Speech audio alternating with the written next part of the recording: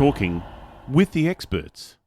Hello and welcome to Talking with the Experts, and my name is Rose Davidson, and my guest today is Roshni Baronia, and she lives in India and her business is called RB Consulting, and our topic today is being strategic yet authentic whilst with selling. And Roshni is the founder of boutique firm RB Consulting, which serves women-led small and medium-sized businesses with sales and strategic planning advisory. She is a certified strategic sales expert and author of the ebook, How to Revolutionize Your Sales Mindset, curator of Authentic Selling Style, test and curator of Solopreneur Sales Planner. She is a TEDx speaker and podcast host of Ace and Sales Show. Welcome, Roshni. How are you? Thank you so much for having me here, Rose, and truly excited to be here with you today. Yeah, it's lovely to meet you. Tell me a little bit more about your business. Yeah, sure. So what I do in sales and strategic planning advisory for small businesses is that I help them with laying out their sales process, which means like how exactly they are converting their leads into clients. So a lot of small entrepreneurs, small businesses do a lot of investment in lead generation and marketing activities, which of course is the first step of filling up your sales funnel. But then a lot of energy needs to go into, in fact, strategy and planning needs to go into how you are actually converting those leads into clients, because you put a lot of resources in bringing those people in, generating that interest, and you don't want to let that interest fizzle out if you are not able to convert them into revenue. So that's the place where my work comes in. The work falls in predominantly three categories, which is the planning part, the sales planning part, then the sales process optimization part, and then the sales coaching part, wherein if the sales leader or the entrepreneur herself is having some limiting beliefs or some issues with not approaching selling in a very authentic and genuine way, they will not be able to convert their leads into clients, because the customer today is very intelligent, they are very well informed, and they can see through you. So how to be authentic yet strategic, that's what we are discussing today also. So that's what my work is all about. Wonderful. Now, I know a lot of women like to do sales, but they don't want to sound salesy. So how do they go about doing that? It's I know I'm a terrible salesperson, and I know that, you know, and I openly admit that because I don't like selling. So how do we as women get around that mindset that, you know, Right. selling, you can still sell without being salesy? Right, right. So in fact, that is the same question that I was facing a lot when I got into consulting in the first place. So my entrepreneurial journey started in 2009 with an e-commerce business, and I did that for 6 years. But then when I felt that I have to do something more substantial and more meaningful with my life and my business, wherein I'm contributing in other people's business more, helping them grow more. So I went back to a lot of many women and my peers and female colleagues, asking them what is it that they want help with. And of course, everyone unanimously said that it is sales, how to increase sales. But I also observed that everyone was saying that they want to increase sales, but they don't like selling. They don't want to do selling. And so this got me very curious, and I tried to dig into it a little bit more. I got into a research, read a lot of articles, mentors, books, and did a lot of my research, asking people and everything, that all of that. And what I figured out was that the first reason why people say that they do not like selling is because of the wrong ways that they have been sold to. So first is the instance where you are constantly being nagged by the telecallers, or there are scripted sales scripts that are being read out to you, and you are not in need of those stuff, but yet you are being pushed with those products or services. So it's again, it might sound cliche, but then the old car salesman image kind of Oh, a yeah, thing. that one, And yes. especially for women, what I observed was that sales was always a masculine figure.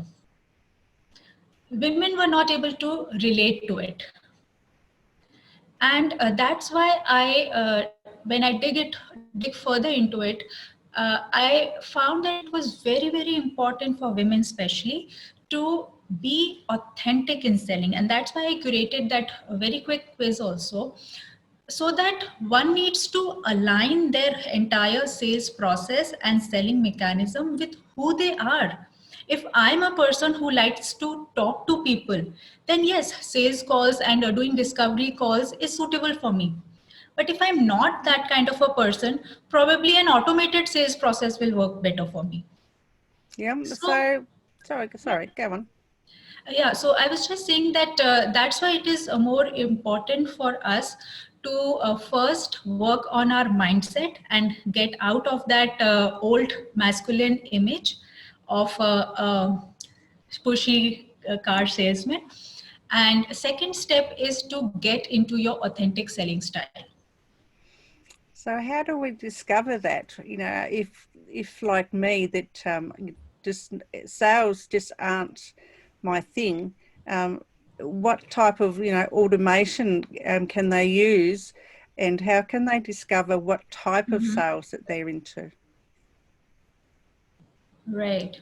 So, like I said, that there is a very quick authentic selling style test that I have made, and there are 5 selling styles that we have there. Each style is very unique to that person. Some people are very outgoing and they like to meet people. They are always at networking forums, and if they miss out on events, attending any event, so it's like a FOMO for them. So these people are very go-getter kind of people. At the same time, the thing that does not work for them is that they are making so many surface level relationships, but they don't go deep with any of them. And that's why they face a problem with retaining their clients on a longer period of time. However, in sales, we say that the best business or the recurring business comes with our existing and clients whom we retain over a long period of time. But these people face that issue. So there are such kind of 5 different styles where we have discussed all the strengths and weaknesses and how everyone can work upon them. So so that is something probably people can check out. But the point is that everyone has to first look within and reflect upon how they feel comfortable. If I am not comfortable with an automated webinar kind of a sales funnel where I am speaking to a virtual audience, not able to interact with them, and just asking them to sign up for a program, probably I am not comfortable with doing that. So first you have to reflect back and assess and acknowledge what you feel comfortable with, and accordingly design your sales process. Yeah, okay. So if it's an automated system, and I know there's thousands and thousands and thousands, but what does one start off with, perhaps, if they're just starting out in business? If they If they're just starting in business, what kind of starting a process? business, Yeah. right. So so first step if they are just starting off with any business is to be open with experimenting. So there are different kind of sales system available out there. Everyone is doing different things based on their business. So you don't have to get influenced or be distracted by what other people are doing. That's where authenticity comes in, that you have to do whatever lies true for you. So give specific time period, be it 3 months or 4 months or 6 months, to a particular strategy. If you have designed a particular strategy in your business, that this is the way that I will be working, this is the particular sales funnel, I have a lead magnet, I have this kind of nurturing process, then I have this kind of conversion process, like it, whether it is sales call or whether it is a free training or whether it is a tripwire, whatever it is. So strategically, whatever you have designed in your sales funnel, be sure that you follow it for the minimum time period that you have allocated, be it 3 months, 4 months, 6 months.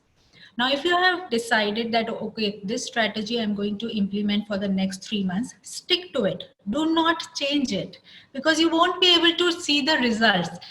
So do that. And the second step is reviewing and reflection. Review the metrics, study the data, see what has worked, what has not worked, and then tweak it. And probably in the next quarter, you will change the stuff that has not worked and amplify what has worked. Yeah. So it is incremental process. Business is a process. It's not a one-shot thing. So every time you will have to keep iterating and learning from your experiences, and just rinsing and repeating whatever works. Yeah. So tell me a little bit about your book, How to Revolutionize Your Sales Mindset. What is that in a nutshell? Like in a, the short story long, long story short. Long Tell me story about what it is.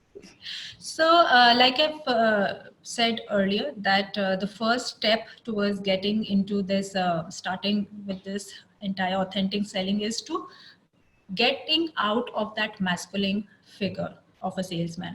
So this book is essentially talking about that aspect, because I believe mindset is the foundational piece of everything. So that's why that is the first thing that I want people to work upon. In that, I have given a 5-step framework where we, in very specific 5 steps, you will be able to take control of how you approach selling. So it's not easy. That mindset changes over an instant. It is a process again. But you have to keep challenging yourself. So the 5 steps are given there. If you want, I can give those 5 steps in a nutshell. Yep, that would be great. Thank you. Yeah. So the first step is analyze. So analyze again, like which I have been hinting to the conversation, that you have to first look into what works for you, what you feel comfortable with. That is analyze.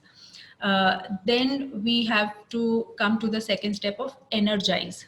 What do we mean by energize is that if I am not feeling good about baking a cake, I don't know how to bake a cake, so I will definitely go to the internet, look to the YouTube videos, how the other chefs are making, how other mom cooks are making it at home, what uh, apparatus and gadgets they are using, what is the recipe and everything, because I'm not the expert.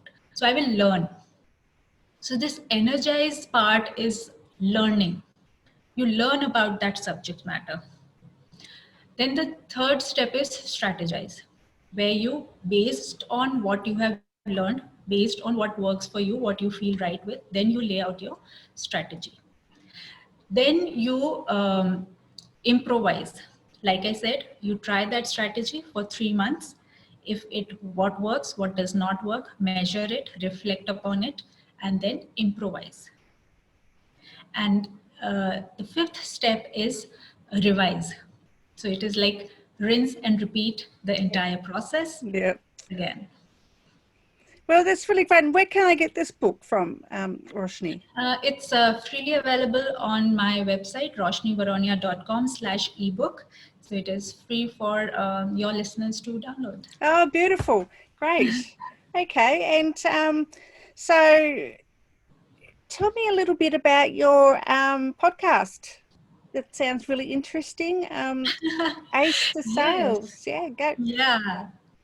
Please tell us a bit more about that. So Ace the Sales, yes, that is a very interesting side hustle actually that I've started in the pandemic time. So I just launched my podcast on 1st of June. So it is a pandemic baby. Yeah, a bit like mine. Yeah. Yeah.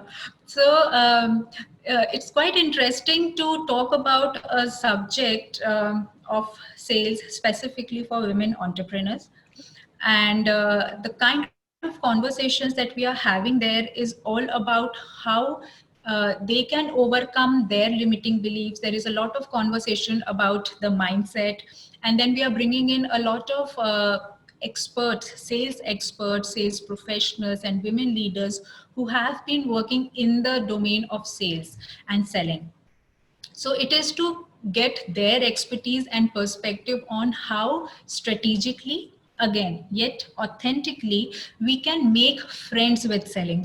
So the tagline of for my podcast, it's fall in love with selling. So unless you fall in love with it, you won't be able to get comfortable with it, right? So yeah, So that's does the it come in podcast English, about. or is it English. in Yeah, it's English? in English. Beautiful. Yes. All right. And so where is it streamed? On all major podcast listening apps, Spotify, Apple, iTunes, Hubhopper, Castbox, Stitcher, it's available everywhere. Oh, terrific. Oh, I'll have to plug into it and have a bit of a listen. I Absolutely. might be able to change my mindset on selling. Definitely, I will be glad to if I can do that in a bit also. So tell me just a little bit more about being authentic. You know, authenticity for women is something that's, I think, becoming more common, I guess, or more spoken about. We as women have tended not to be too authentic because, you know, it's not how we are being programmed over the years to, you know, we meant to be done as we're Right. told, or you know, there's a certain way we meant to be. And so we're all coming out of our shells a lot more now, as far Right. as business is concerned. So tell me a little bit more about, you know, how this authenticity works as far as being a business owner, especially when you're new in business. Right. Right. So, so I will give my example for it. Um, Everyone says that it is videos is the best thing. We are doing a video chat, and so you do Insta live and hop over to Insta stories and do videos instantly and this and that. So yes, that's true. That is something which people can do, but somehow it doesn't come to me naturally. I don't feel comfortable with doing that. So if I am not comfortable hopping over to an impromptu video over an Instagram story, I will communicate that same fear or that same uncertainty to my listeners as well. So when I am not feeling comfortable with it, how can I deliver a confident message? So I thought, no, if I'm not feeling comfortable with it, I am not feeling authentic in it, I won't include it into my strategy. So yes, we do Instagram stories, we do posts and videos, but it is a part of a strategic plan, and we lay out what we are discussing about at what time, what is the context, what is the theme of that particular video. So it is all planned. So I'm a planning person. I'm Yep. not an impromptu person, kind of a person. So that I have realized over a period of time by observing myself, Yep. and that's what I've included in my strategy. So when it is in my strategy, and when I'm so why authenticity is important is because you won't be able to implement your strategy if you don't feel authentic in it. Yep. So the Yeah. gap between strategy and implementation of strategy lies in when we are pushing ourselves to do something which we are not comfortable or authentic in. Yep. So Yep. if you are a business owner who is starting out afresh, just stay true to what works for you, and that include only that in strategy, And over a period of time, things won't get easier, but you will get better at it. Yes, yeah, I agree. I initially started out so disliking doing Facebook Lives. I even still am challenged with doing live ones where, you know, having a podcast chat is like easy for me. But yeah, doing a live impromptu thing is not my thing, you know. Absolutely. Unless I've got something to talk about, or it's written down somewhere, or I've got notes somewhere, or whatever. Yeah, it just doesn't go. I'm an R and, you know, blubber on, and yeah, it just doesn't work for me. So Absolutely, same page. yeah. Yeah, and I envy people that can just get on there and just do it. It's something that comes easy for some and not for others. So, what sort of final words have you got for our visitors today that they can take away? Some Yeah. helpful tip. So the one message that I would like to give to your listeners, like you said, probably there are people who want to start off with entrepreneurship. So my message to them is that just get started. I know that is the hardest part to do because it took me 15 years to just get started. I have been an entrepreneur for 15 long years. But till the time you get started, you won't be able to reach your dreams and goals, and never give up on your dreams. That is one thing, no matter how much time it takes. So, but never give up on them. And once you get started, just stay the course. That's So it. just get started. Yeah, I agree. I've pivoted twice this year already. I'm still doing that first thing, but yeah, the podcast seems to have taken off better than what I pivoted my business to do. So yeah, Nice. it's become quite successful. Anyway, Good. Roshni, thank you so much. And I've got your details for where people can reach you, so I'll make sure that they're posted under all the links and everything.